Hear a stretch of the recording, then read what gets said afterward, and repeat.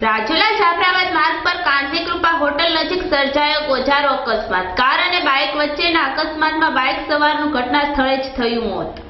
મૃતક યુવાન વિપુલભાઈ કવાડ હિંડોરણા ગામના રહીશ હોવાનું સામે આવ્યું। રાજુલા પોલીસ ઘટના સ્થળે પહોંચી ઘટના સંદર્ભે તપાસ હાથ ધરી।